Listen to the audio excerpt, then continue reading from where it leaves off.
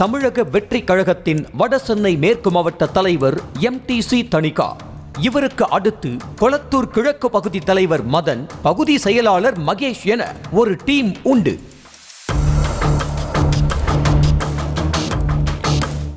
மாவட்ட தலைவராக தணிகாவின் செயல்பாடுகளில் திருப்தி இல்லாததால் தனித்து இயங்கி வரும் கொளத்தூர் கிழக்கு பகுதி தலைவர் மதன், செயலாளர் மகேஷ் ஆகியோர் கோட் பட ரிலீஸை முன்னிட்டு கொளத்தூர் கங்கா தியேட்டரில் சொந்த செலவில் பேனர்களை வைத்துள்ளனர்.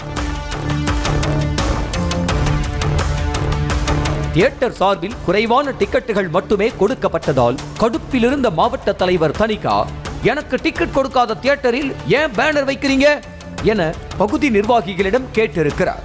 திமுக நிர்வாகியாக இருக்கும் தணிகாவின் தம்பி திலீப்பும் அண்ணனுக்கு ஆதரவாக களமிறங்கி வசை சொற்களை வாரி வீசியிருக்கிறார். தாவேக்க பகுதி செயலாளர் மதன் மீது ஏற்கனவே குற்ற வழக்குகள் இருப்பதாலும் கட்சியில் பொறுப்பில் இருப்பதாலும் அந்த சூழ்நிலையில் எதுவும் ரியாக்ட் செய்யாமல் இருந்திருக்கிறார். திலீப் எவ்வளவு ரவுண்டு கட்டியும் எதற்கும் ரியாக்ட் செய்யாத மதன் மற்றும் கொளத்தூர் கிழக்கு பகுதி நிர்வாகிகள் சைலண்டாக வீடியோ எடுத்து பத்திரப்படுத்தி அதை போலீஸ் ஸ்டேஷனுக்கு புகாராக கொண்டு சென்றுள்ளனர்.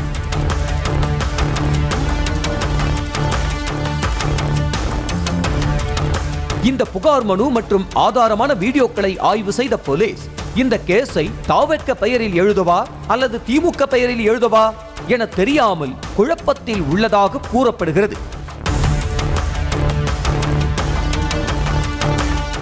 போலீஸ் நடவடிக்கை எடுப்பது ஒருபுறம் என்றாலும் தன் சொந்த கட்சிக்காரனையே அடுத்த கட்சி ஆளை வைத்து மிரட்டும் தணிகா மீது விஜய் நடவடிக்கை எடுக்க போகிறாரா அல்லது மாற்று கட்சி பஞ்சாயத்துக்கு வந்த திமுக நிர்வாகி திலீப் மீது அந்த கட்சி நடவடிக்கை எடுக்க போகிறதா என்பதே வடசென்னை பகுதியில் சுவாரஸ்யமான கேள்வியாக சுற்றி வருகிறது.